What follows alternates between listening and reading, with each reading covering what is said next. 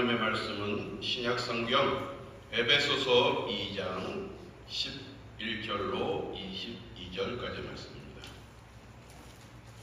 에베소서 2장 11절부터 22절. 제가 가진 성경은 신약성경 311페이지 311쪽에 있습니다. 에베소서 2장 11절로 22절까지의 말씀을 우리 교독하도록 하겠습니다. 제가 11절의 말씀을 먼저 읽겠습니다. 그러므로 생각하라. 너희는 그때 육체로는 이방인이요 손으로 육체 행한 할례를 받은 무리라 칭하는 자들로부터 할례를 받지 않은 무리라 칭함을 받는 자들이라.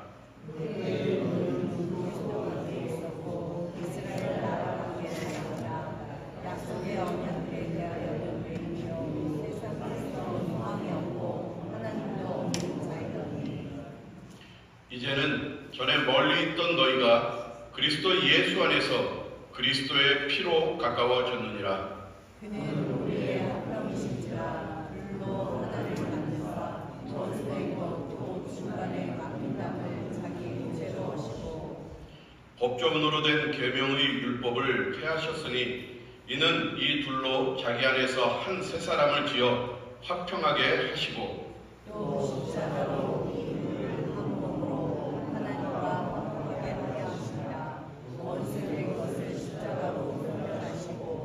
또 오셔서 먼데 있는 너희에게 평안을 전하시고 가까운 데 있는 자들에게 평안을 전하셨으니 이는 그로 말미암아 우리 한 성령 안에서 아버지의 나라로 대하여 하십니다.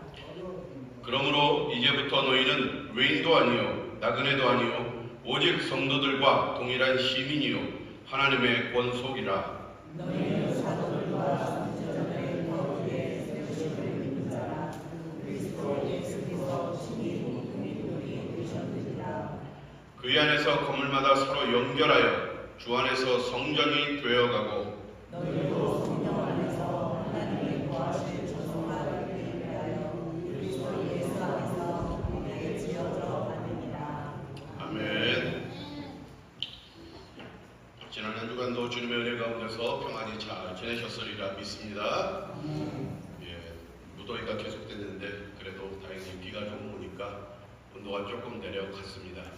하지만 습기가 많아지니까 조금 후텁지근한 것들은 있네요. 한 2-3주 입추는 지났으니까 한 3-4주 정도 지나면 또 언제 더웠냐 그런 시절이 또 금세 올 것 같습니다. 더위에 건강들 조심하시고 주님의 은혜 가운데 또 행복한 삶들을 누리며 사시는 우리 귀한 성도님들이 다 되시기를 주님의 이름으로 간절히 축복합니다. 오늘 말씀 에베소서 누가 지었죠? 바울이 지었죠. 복중서신 중에 하나인데 특별히 에베소서 2장 1절로 10절까지는 개인의 구원에 대한 구원론에 대해서 바울이 적었어요. 그리고 오늘 우리가 읽은 2장 11절로 3장 21절까지는 공동체, 다시 말해서 교회론, 교회의 구원에 대해서 바울이 정리한 부분이에요. 특별히 오늘 읽은 본문에서는 이스라엘 백성들이 하나님의 구속의 섭리, 경륜에 따라서 선민된 이스라엘 백성에서 하나님의 구원의 사역이 더 확장되어지고 전 인류를 향한 예수 그리스도의 구속의 은혜에 대해서 바울이 설명하고 있는 그 구속사에 대해서 설명하고 있는 본문이기도 합니다. 그래서 이스라엘 교회와 세계 교회가 하나 되어서 하나된 유기적 그런 교회 공동체를 주님의 십자가로 이 땅 가운데 세우셨다고 말씀하고 있는 것입니다. 왜냐하면 이스라엘 백성들은 철저하게 선민의식에 사로잡혀 있었어요.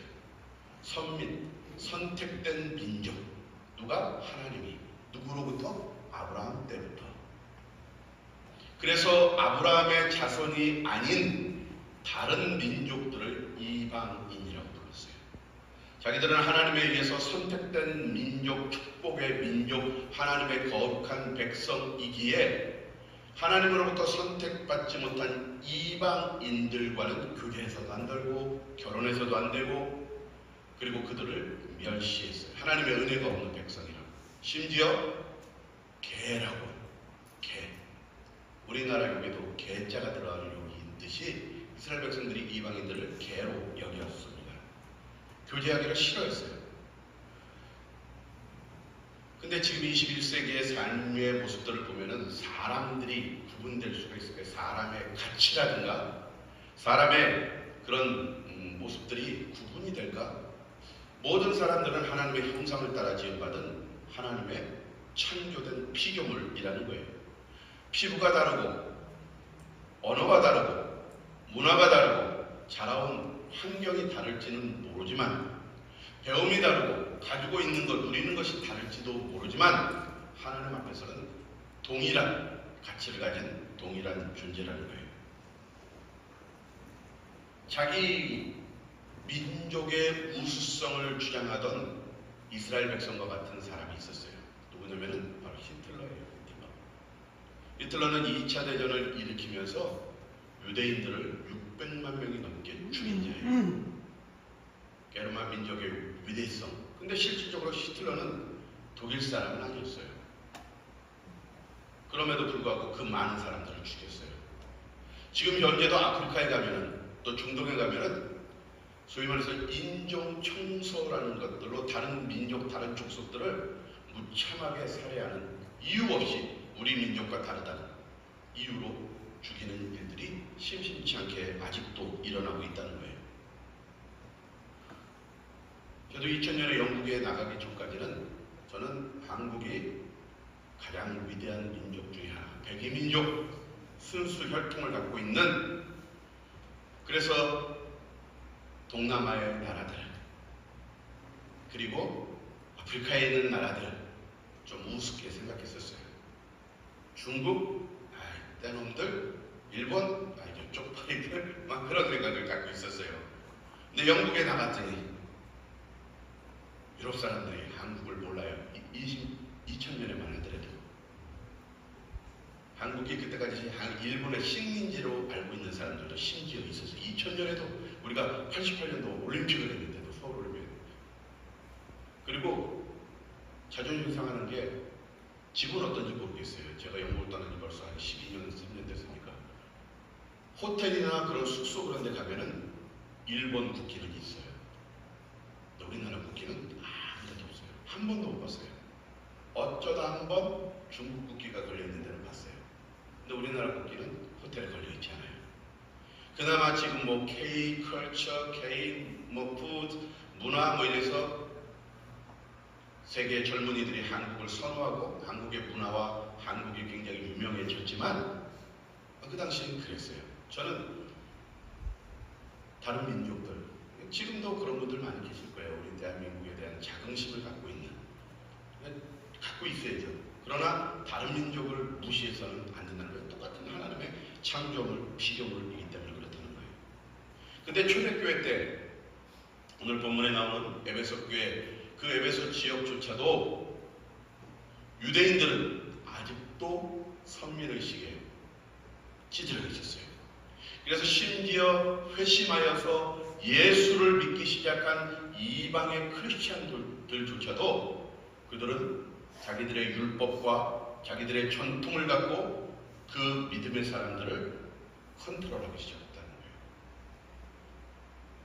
우리가 전통으로, 선민으로 하나님이 아브라함 때부터 모세에게 주셨던 그 율법을 너희도 지켜야 된다. 그것이 하나님의 백성들이다 라고 말을 합니다.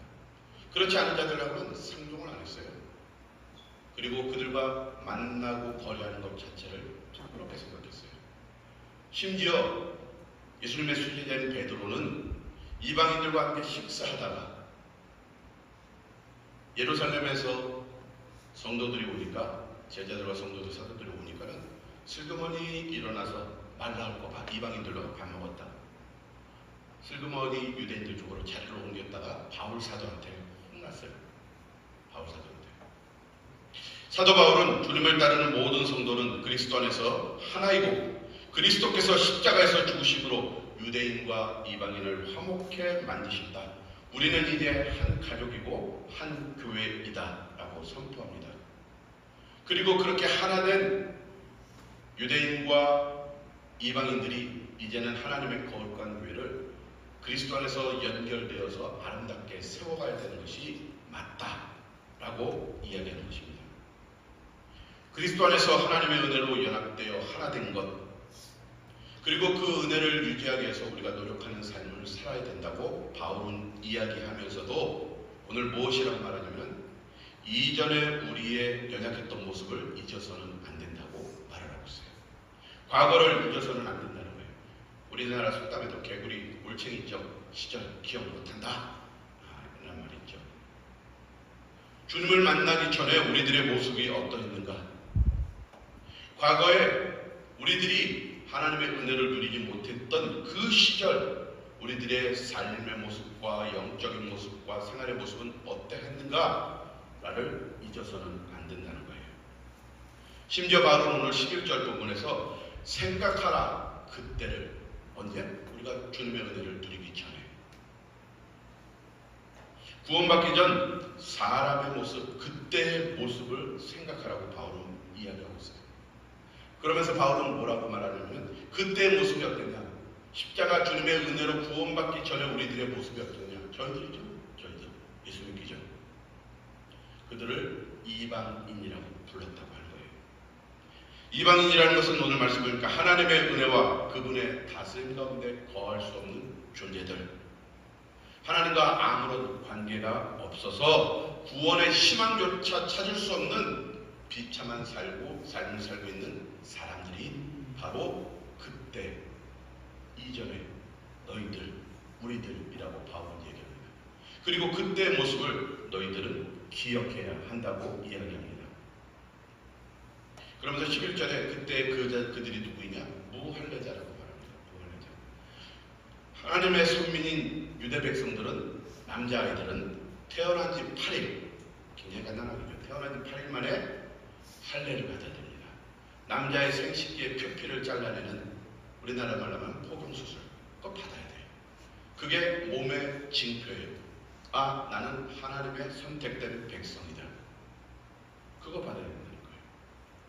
근데 그때 예수 그리스도를 믿기 전에 너희들의 모습은 무할례자였다고 유대인들은 말한다는 거예요. 몸에 징표가 없다, 구원의 징표가 없다. 그러면서 그것이 공동체 안에 유대인과 이방의 크리스천들 간에 걸림돌이 되고 갈등이 되어서 큰 분란이 일어나기도 했어요. 그런데 사도 바울은 그때 너희들 무할례 없는 거 그거 상관없다. 할례는 마음에 하는 거다라는 그런 선포의 말씀. 그리고 예루살렘 교회에서도 그렇게 할례에 대한 정의를 내린 적이 있습니다. 구원받기 전에 너희들의 모습은 어땠는가? 12절에 보니까 그리스도 밖에 있었다. 예수 그리스도 밖에 있는 자들이 그때의 사람들이다. 근데 그리스도 밖에 있었다는 의미가 무엇이냐? 그 뒤에 나오는 말씀이 약속의 언약을 누리지 못하는 자들. 약속의 언약이 없는 자들이 그때의 너희들이었다. 그거 기억해라. 너희들 예전에 하나님의 약속, 언약, 기업을 받지 못했던 너희들이었다. 왜? 그리스도 밖에 있었기 때문에. 그래서 너희들 안에 소망이 없었다. 하나님에 대한 소망이 뭐예요? 하나님 나라에 대한 소망이죠. 이전에 그랬다는 거예요. 근데 우리가 구원의 은혜를 누리고 나서 그것을 너무 쉽게 잊어버렸다는 거예요. 나는 전에 그랬던 적이 없던 것처럼 교만해질 때가 있다는 것입니다. 세상의 소망을 갖고 하나님의 나라에 대한 소망이 없이 살았던 그리스도 밖의 삶을 우리는 너무 쉽게 잊어버린다는 거예요. 하나님의 백성으로 변화받고 나서 그것이 습관화되면서 이전의 하나님의 은혜를 우리는 너무 쉽게 다루고 있다는 거예요. 사랑하는 성도 여러분, 우리가 예전의 모습 때문에 계속해서 죄책감 가운데 누릴 필요는 없지만 예수 그리스도 십자가의 보혈로 우리가 누리게 된 하나님의 구속의 은혜로 들어선 하나님의 백성된 그 은혜를 기억함에 있어서 이전에 우리의 모습이 어땠는지에 대한 그런 기억을 갖고 있어야 된다는 것입니다. 잊지 말아야 된다는 것입니다. 그것을 기억할 때 하나님의 은혜가 얼마나 더 크고 예수 그리스도의 십자가의 보혈이 얼마나 더 위대한 그 희생이고 우리를 위한 구속의 역사인지를 우리가 다시 한번 매일 우리의 믿음의 삶 가운데서 경험하게 된다는 것입니다. 새로운 피조물로 그리스도의 십자가 때문에 우리가 새로운 피조물로 살 수 있게 된 그 은혜를 기억할 수 있다는 것입니다. 그런데 과거를 기억하는 것 중요합니다. 해야 됩니다. 그런데 오늘 바울이 더 중점적으로 이야기하는 것이 13절, 12절, 13절부터 나옵니다. 13절에 분위기가 바뀌는 단어가 있어요. 11절, 12절에 그때 너희가 그랬는데 13절에는 뭐라 그래요? 이제는 이라고 말을 해요. 이제는. 그때는 그리스도 밖에 있었고 무할례자 했고 너희는 하나님의 소망이 없는 자들이었는데 그런데 이제는 새로운 삶, 변화된 삶으로 하나님의 축복 안에 있는 거룩한 백성이 되었다고 이야기합니다. 그때는 멀리 있는 관계, 누구와? 하나님과. 그러나 이제는 그리스도 십자가 때문에 하나님과 가까워졌다고 이야기합니다. 예수 십자가의 보혈로 우리는 그 거룩하신 하나님, 감히 우리가 가까이 나갈 수도 없는 하나님 앞에 가까워지고 그분을 찬양할 수 있는 은혜의 자리까지 나올 수 있는 우리들이 되었다는 거예요. 지금 오늘 우리가 이 거룩한 교회에 나와 예배당에 나와 하나님을 예배할 수 있는 것, 그건 바로 예수 십자가의 보혈 때문이라고 오늘 사도 바울은 우리에게 강력하게 말하고 있는 것입니다. 그 십자가의 보혈이 아니었으면 우리는 여전히 그리스도 밖에서 하나님과 멀리 있는 소망이 없는 그러한 삶을 살아가고 있었을 것이라는 것입니다. 그 피로 인하여 하나님과 가까워진 우리들은 어떠한 모습이 드러나야 되는가? 그러면 이제는 우리가 어떻게 살아야 되는가? 오늘 말씀의 제목과 같이 주님의 보혈로 화평케 된 우리들은 화평의 구주로 오셔서 이 땅의 구속의 은혜를 통해 우리로 화평의 백성이 되게 하셨는데 우리는 어떻게 살아야 되는가? 화평케 하는 자로 살아가야 된다는 거예요. 하나님의 거룩한 공동체는 그 안에 드러나야 될 하나님의 성품 중에 하나가 무엇이냐? 화평, 평화라는 거예요. 우리 도계성결교회가 하나님의 거룩한 백성들은 예수 그리스도의 화평케 하시는 능력을 힘입어서 화평케 하는 삶을 살아가야 된다는 것입니다. 그것이 새로운 피조물로서의 삶이라는 거예요. 그때는 그랬지만 이제는 우리가 그렇게 살아가야 된다는 것입니다. 화평케 하는 삶, 새로운 피조물로서의 삶, 그건 우리에게 어떠한 모습으로 드러나야 되는가? 오늘 말씀 14절에 보니까는 나와 있는 말씀이 예수 그리스도께서 화평케 하신 그 모습이 무엇이냐? 막힌 담을 헐어버리셨다는 거예요. 막힌 담을 십자가의 보혈로 하셨다는 거예요. 그 예수 그리스도 은혜 가운데 있는 하나님의 백성들은 어떻게 해야 되느냐? 막힌 담을 허무는 역사 속의 삶을 살아가야 된다는 거예요. 무엇을 위해서? 화평을 위해서, 하나됨을 위해서.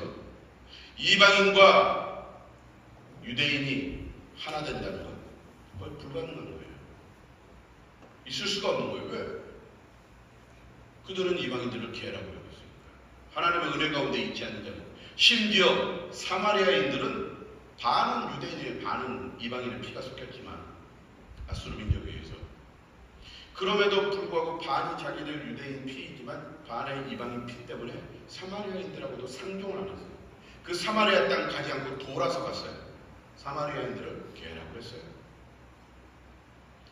그런 유대인과 이방인이 심지어 하나 되는 역사가 있다는 거예요. 어떻게? 막힌 담이 허물어지는 거예요. 무엇을 통해? 예수 그리스도 십자가 보혈을 통해서. 주님 안에서 거한다는 말은 바로 그런 거예요. 막힌 담이 허물어지는 거예요. 우리가 평화, 화평, 사랑 얘기하는데 그 뭐예요? 담이 없다는 거예요. 막힌 담이 없고 가운데 막혀있는 것들이 없다는 것을 의미하는 거예요. 심지어 16절에 보면 원수된 것까지 소멸하는 것, 그것이 화평케 하는 중간에 있는 담을 허무는 역사라는 거예요. 주님께서 하신 거라는 거예요. 그래서 주님을 따르는 저와 여러분들도 담이 없는 화평케 된 삶을 살아가야 된다는 거예요. 사랑하는 성도 여러분, 우리는 그때 머무는 자들이 아니에요. 그때는 담 때문에 주님 앞으로 나올 수 없었어요. 하나님께 나올 수 없었어요. 은혜 가운데 있을 수 없었어요. 그러나 이제는 예수 십자가의 보혈로 우리가 그 예수님을 우리의 구주로 모시고 있기에 주님이 허무신 그 막힌 담으로 인해서 우리의 삶도 화평케 하는 삶, 막힌 것이 없고 하나님께로 점점점 가까이 가고 그리고 많은 사람들을 향해 예수 십자가의 보혈로 그들 가운데 다가가는 삶을 살아야 된다는 거예요. 그러나 우리는 때때로 우리의 기준점을 갖고 가운데 담을 세울 때가 참 많아요. 신앙생활 하는데도 담을 세워요. 아, 이거는 내가 생각하기에 이거는 신앙생활 하는데 이거 뭐라, 이거는 아니야. 자기의 기준점, 교회의 전통, 그리고 세상의 학문적인 것을 갖고 믿음의 것들을 판단하기 시작합니다. 그리고 성도들 간의 삶 가운데서도 탐을 만들어요. 아, 저 사람은 나하고 이게 안 맞아. 성격이 안 맞아. 뭐가 안 맞아. 그리고 담을 세워본다는 거예요. 근데 예수 그리스도 십자가의 보혈은 그러한 모든 담을 허무신 능력의 보혈이라는 거예요. 그래서 화평의 주라는 거예요. 그래서 그 예수 그리스도를 따르는 우리들은 우리 가운데 그러한 막힌 담을 허무는 역사를 경험해야 된다는 거예요. 사랑하는 성도 여러분, 여러분들 삶 가운데, 신앙의 삶 가운데 아니면 생활의 삶 가운데 막힌 담이 있나 한번 점검해 보시기 바라요. 허물어야 돼요. 예수의 보혈로. 아, 거의 다 허물었어요. 이제 조금 남았어요. 보세요. 아니, 다 허물으시네. 남아있으면 안 돼요. 완전히 기초부터 다 보혈로 씻어 버리셔야 돼요. 그 막힌 담으로 인해서 하나님의 거룩한 공동체가, 하나님의 영광이 가려고 공동체가 힘들어지는, 여러분들의 삶이 흔들리는, 마귀의 유혹이 들어오는 그런 일들이 일어난다는 거예요. 사랑하는 성도 여러분, 화평케 하시는 주님의 보혈을 의지하여서 믿음의 입술을 열고 선포하시기 바랍니다. 여러분 안에 막힌 담이 있다면 이게 허무셔서 온전히 하나 되고 연합되는 귀한 은혜가 있기를 주님의 이름으로 간절히 축복합니다. 두 번째로 15절에 보면은 화평케 하신 주님께서 우리에게 보신 것으로 우리가 따라야 되는 것은 무엇인가? 화평의 성도로. 주님의 화평은 우리를, 백성들을 가두고 눌리게 한 법조문의 율법을 폐하셨다고 해요. 법조문의 율법을 폐하셨다. 아까도 말씀드렸지만 유대인들은 모세 율법, 그리고 자기들이 가지고 있었던 유대인의 전통의 율법, 그것을 절대적으로 숭배했습니다. 그리고 지키기 위해 노력했습니다. 특별히 예수님 시대에 그런 사람들 누구죠? 바리새인들이에요. 그들은 그 율법을 지키기 위해서 막 시장에서도 서서 기도하고 일주일에 2번씩 금식하고 얼마나 열심히 그 율법을 지키기 위해 노력했는지 모릅니다. 그래서 그 율법을 지킴으로 자기들은 위로를 받고 오히려 못 지키는 연약한 사람들을 그들은 정죄하기 시작했습니다. 그런데 예수님께서는 그 율법을 폐하셨다는 거예요. 십자가의 보혈로 그 율법을 완전히 소멸시켜 버리셨다는 것입니다. 예수 십자가의 보혈로 그 화평케 하시는 율법을 그 화평의 능력으로 폐하셨다는 거예요. 그래서 그 화평을 통해서 먼데 있는 자들이 하나님께 나올 수 있는 은혜를 입게 되었다는 것입니다. 그리고 전혀 새로운 피조물로 창조되었다는 것입니다. 그리스도의 화평은 우리를 전혀 새로운 모습으로 변화시키십니다. 우리가 새로운 피조물이 된 것입니다. 하나님의 백성으로 하나님을 아버지라 부를 수 있는 놀라운 양자의 영을 받은 자들로 우리를 살게 하셨다는 것입니다. 이전 것은 지나갔으니 보라 새 것이 되었도다. 그리스도 십자가의 화평은 우리로 하여금 새롭게 하는 은혜가 있다는 것입니다. 그것을 통하여 오늘 19절에 보니까 사도 바울은 우리들이 성도와 동일한 그리고 시민이며 하나님의 권속이 되었다고 합니다. 이전까지는 하나님의 권속이 누구예요? 유대인밖에 없었어요. 그리고 그들은 그 율법에 얽매인 삶을 살았어요. 하지만 이제 예수 십자가의 보혈로 그 율법을 폐하고 우리도 하나님의 거룩한 권속으로서 하나님의 백성으로서의 삶을 살게 되었다는 것입니다. 사랑하는 성도 여러분, 이제 우리는 우리를 얽매이고 죄책 가운데 빠뜨려서 옛 죄책 가운데 빠뜨리는 옛 율법으로부터 자유함을 얻는 믿음의 삶을 살아가시기를 주님의 이름으로 간절히 축복합니다. 주님 주신 평안 가운데 자유자로 사는 새 사람, 그러한 사람, 우리는 어떻게 살아가야 됩니까? 막힌 담이 허물어지고 율법이 폐함을 당한 주님의 화평을 품은 자들이 새로운 피조물인데, 하나님의 거룩한 성도인데, 그렇다면 우리는 그러한 것을 어떻게 누리며 살아가야 됩니까? 21절에 보니까는 그리스도 안에서 그리스도께서 모퉁이 돌이 되셔서 서로 연결되어 하나님의 거룩한 성전을 세워가는 삶이라고 이야기하고 있어요. 새 사람이 됐다는 증거가 뭐예요? 그리스도 안에서 서로 연결된 삶을 살아간다는 거예요. 성도 간의 교제죠. 하나님의 거룩한 공동체의 세워짐이에요. 새 사람이 됐다는 증거, 화평한 하나님의 은혜를 누리고 화평한 사람으로 살아간다는 증거가 뭐예요? 그리스도 안에서 서로 연결되어서 하나님의 교회를 세웠다는 거예요.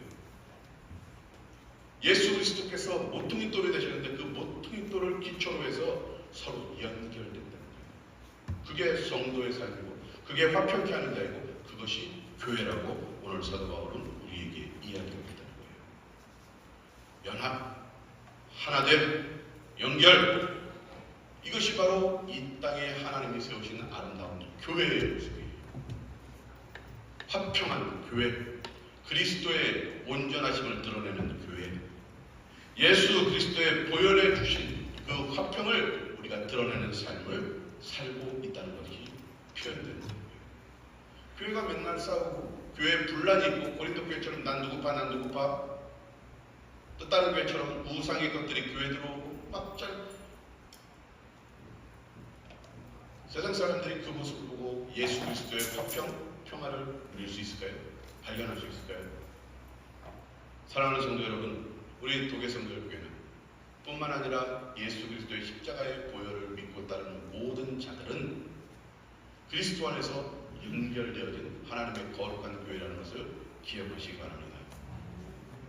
그건 교파를 떠나서요, 교단을 떠나서요, 지역을 떠나서요, 인종을 떠나서요. 오늘도 주일날 세계 방방곡곡에서 하나님을 예배드리는 많은 자들이 있습니다. 평안하게 드리는 데도 있고 핍박 가운데 숨어서 예배를 드리는 데도 있어요. 그들도 거룩한 하나님의 교회고 우리도 그들과 함께 그리스도 안에서 연결되어진 하나님의 교회라는 것을 기억해야 된다는 거예요. 그래서 우리 교회를 위해서 기도하는 건 당연한 거고, 우리가 세계 교회를 위해서, 북한의 지하 교회를 위해서, 선교사님들을 위해서 기도하는 이유가 그거라는 거예요. 화평한 성도, 화평한 교회는 무엇인가? 하나 되는 거예요. 누구 안에서? 그리스도 안에서. 왜 그렇게 해야 되는가? 오늘 마지막 절 말씀에 보면은 성령 안에서 하나님이 거하시는 처소가 된다는 거예요. 그것이 하나님이 거하시는 교회라는 거예요. 교회의 정의가 이거예요. 교회가 다른 게 아니에요. 건물도 아니에요. 막 2천억, 3천억 들여서 몇백억 들여서 지은 교회가 아니라는 거예요. 그건 그냥 건물, 빌딩. 화평케 하시는 주님의 은혜 가운데 그리스도 안에서 막힌 담이 허물어지고 율법이 폐해지고 자유함을 누린 자들이 서로 연결되어서 하늘의 소망을 품고 살아가는 공동체, 그것이 교회이고 화평한 하나님의 백성들의 모임이라고. 그리고 그것이 바로 성령 안에서 하나님이 거하시는 처소가 된다. 그러니까 성전의 개념은 뭐예요? 하나님이 거하시냐 안 거하시냐예요. 하나님의 거룩한 영이 계신가 안 계신가. 우리 도계성결교회가 세상의 눈으로 봐서는 작고 시골교회지만 이 안에 하나님의 영이 거하시면 우리는 화평케 하는 교회예요. 근데 도시에 수천 명, 수만 명이 모이는 교회지만 그 안에 하나님의 영이 없다? 아무리 아름다운 오케스트라로 하나님을 찬양하고 화려함으로 장식되어 있는 교회일지 몰라도 하나님의 영이 없으면 거기는 하나님의 성전이 처소가 아니라는 거예요. 사랑하는 성도 여러분, 이제 말씀을 마무리하도록 하겠습니다. 우리로 하여금 화평케 하신 예수 그리스도의 십자가, 그 보혈을 바라보며 사는 자들입니다. 그것을 믿는 자들입니다. 주님께서는 이 땅에 오셔서 막힌 담을 허심으로 화평케 하셨고 사람들을 얽매게 했던 그 율법들을 폐함으로 자유함을 허락하시고 그 가운데 새로운 피조물이 된 하나님의 거룩한 백성들이 하나 되어서 그리스도의 터 위에 모퉁이 돌 위에 서로 연결되어 하나님의 거룩한 영이 거하는 온전한 교회를 이루고 화평한 공동체로 살아가게 축복하여 주셨습니다. 바로 여러분 한 분 한 분이 바로 그 화평의 공동체이고 교회인 것을 기억하고 우리 도계성결교회가 또한 이 땅뿐만 아니라 온 세계에 있는 모든 교회가 하나님께서 허락하신 화평한 공동체로 화평한 교회로 세움받기 위해서 우리는 노력하고 우리는 기도해야 되고 우리는 하나 되는 귀한 역사를 이루어가야 될 줄 믿습니다. 그 은혜가 우리 사랑하는 모든 성도님들과 여러분들의 삶 가운데 넘쳐나기를 주님의 이름으로 간절히 축복합니다. 아멘. 우리 시간 함께 기도하기를 원합니다. 우리 함께 말씀을 기억하면서 함께 기도하기를 원합니다. 하나님 감사합니다. 우리가 이전에는 이방인이었고 하늘의 소망을 품지 못한 약속의 언약이 없던 그러한 자들이었지만 예수 십자가의 보혈로 우리가 주님과 막힌 담이 허물어졌을 뿐만 아니라 우리를 얽매였던 그 모든 율법들이 폐해져 참 자유한 가운데 새로운 피조물로 하나님을 찬양하며 예수 그리스도 십자가의 보혈을 의지하여서 화평케 하는 자로 하나님의 거룩한 공동체를 세우고 예수 그리스도 안에서 서로 연결되어 하나님이 거하시는 거룩한 처소인 성전을 세워가는 주님의 백성인 것을 믿습니다. 하나님 우리를 도우시사 성령님 우리를 도우시사 그런 화평케 하는 자로 하나님의 거룩한 성전을 세워가는 하나님의 귀한 백성들로 삼아 주옵소서 도와 주옵소서. 우리 시간 함께 기도하며 나가도록 하겠습니다. 함께 기도 드리겠습니다.